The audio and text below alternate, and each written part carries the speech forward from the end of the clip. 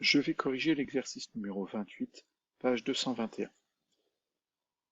Donc c'est une résolution de problème, c'est-à-dire qu'on va avoir peu de questions, ici une seule question, et il va falloir utiliser une somme d'informations importante, ici deux documents, pour pouvoir répondre à cette question. Quelle est la profondeur du fond marin sous le bateau du document? Donc on me donne un document A, utilisation d'un sonar pour repérer des bancs de poissons. Un pêcheur utilise un sonar pour connaître la profondeur d'eau sous le bateau et repérer d'éventuels bancs de poissons. Le sonar émet des ultrasons à la verticale du bateau vers le fond marin. Lorsque les ultrasons rencontrent un obstacle, comme le fond marin, ils sont réfléchis. Une partie est ensuite captée par le sonar. Autrement dit, on va voir un sonar qui est placé en dessous avec un émetteur et un récepteur. Les ondes ultrasonores vont aller toucher le fond et revenir vers le récepteur. Le sonar calcule l'intervalle de temps séparant l'émission et la réception d'une salve d'ultrasons. Dans la situation étudiée, l'intervalle de temps est 25 millisecondes. Cette valeur est à noter. On nous donne un intervalle de temps, c'est-à-dire une durée, 25 millisecondes. Le document B, on nous donne l'influence de la température sur la valeur de la vitesse de propagation des ultrasons dans l'eau. Donc on voit que dans le document A, on avait des ultrasons qui se déplaçaient sous le bateau, c'est-à-dire dans l'eau. Donc là, on nous donne la valeur de la vitesse de propagation des ultrasons dans l'eau en fonction de la température. Et il y a une petite valeur ici auquel il faut faire attention, 10 degrés Celsius. On nous dit que l'air est à 15 degrés Celsius et que l'eau est à 10 degrés Celsius. Donc je reviens à la question, il ne faut pas oublier la question, quelle est la profondeur du fond marin sous le bateau du document A? Donc, pour connaître la profondeur du fond marin, cette profondeur, je l'appelais H.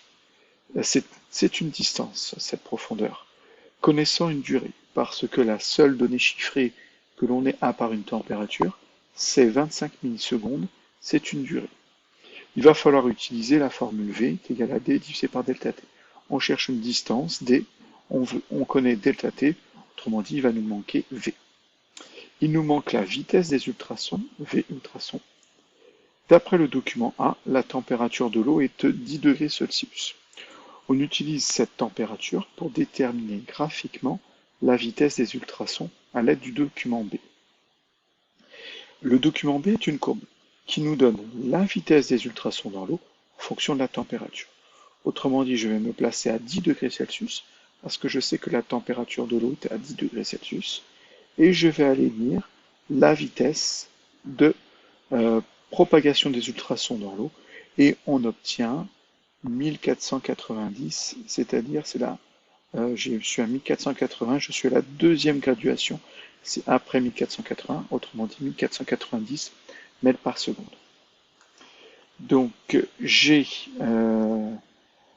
exploité graphiquement le document B, et donc pour une température de 10 degrés Celsius, j'ai une vitesse des ultrasons de 1490 mètres par seconde.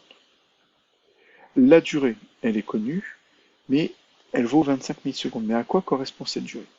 Elle correspond à la durée nécessaire aux ultrasons pour faire un aller-retour du bateau-fond de la mer.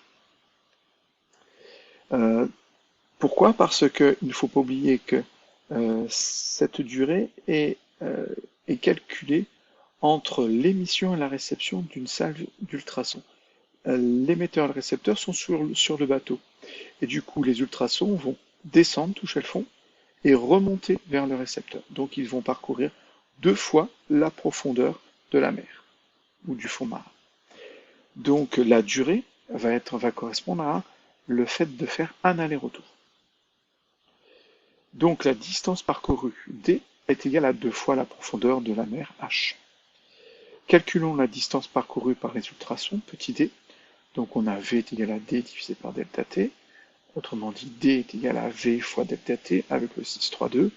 Je sais que ma vitesse est 1490 mètres par seconde et que la durée de parcours est 25 millisecondes. Je multiplie par 25 fois 10 puissance moins 3. Je place les millisecondes en secondes en multipliant par 10 puissance moins 3. Et j'obtiens 37,3 mètres. Attention, le D obtenu et la distance parcourue par les ultrasons, c'est-à-dire la distance pour faire un aller-retour. Je n'ai pas encore la profondeur du fond marin. Donc le calcul de la profondeur du fond marin H sera assez simple à calculer vu que la distance D c'est un aller-retour du bateau vers le fond marin, c'est-à-dire c'est 2 fois la distance H. Donc H sera égal à la distance D divisé par 2, donc 37,3 divisé par 2. Si on arrondit, on obtient 18,7 mètres.